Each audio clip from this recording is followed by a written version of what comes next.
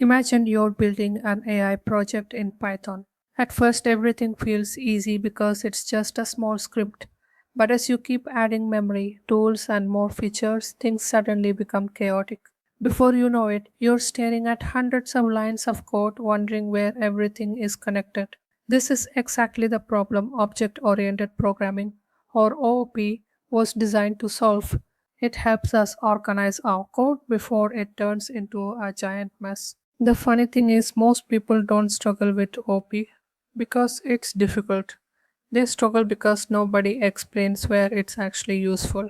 We keep seeing examples about cars and animals, but when you're building AI agents, those examples don't help much. AI systems need memory, decision making abilities, and a structure that can grow over time. Without OOP, all these pieces get tangled together and your project becomes harder and harder to maintain.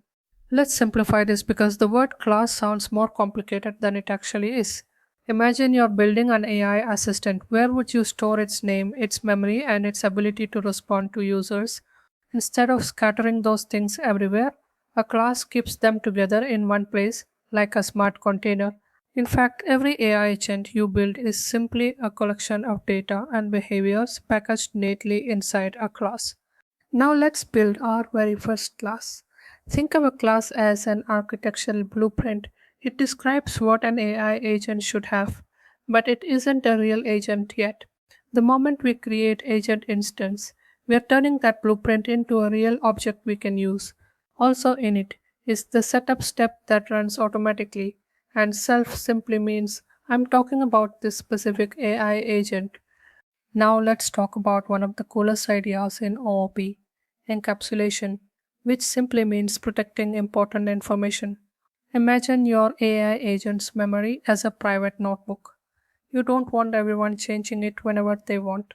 Instead, the AI agent decides how that memory can be read or updated through specific methods.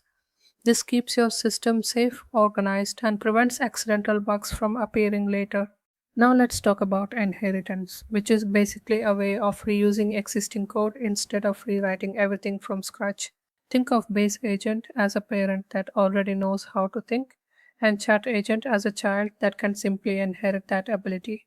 Instead of writing the think function again, chat agent automatically gets access to it and can focus on adding new features. This saves time, reduces duplicate code, and makes your AI systems much easier to expand later. Now let's look at polymorphism, which sounds fancy, but the idea is actually very simple.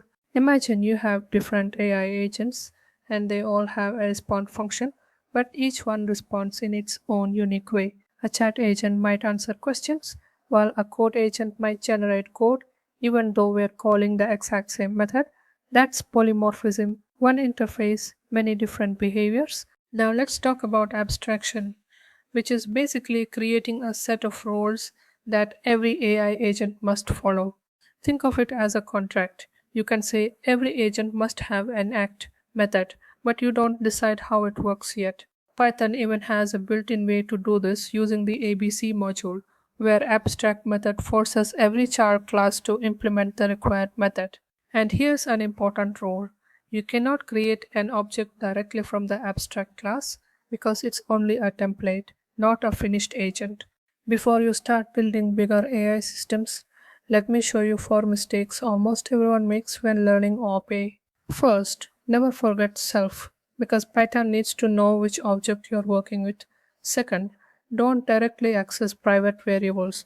Always use methods to protect your data. And finally, avoid creating huge inheritance chains or one giant class that does everything, because both will make your code difficult to maintain as your AI project grows. A common mistake beginners make is thinking that OOP should be used for every project, but that's not true.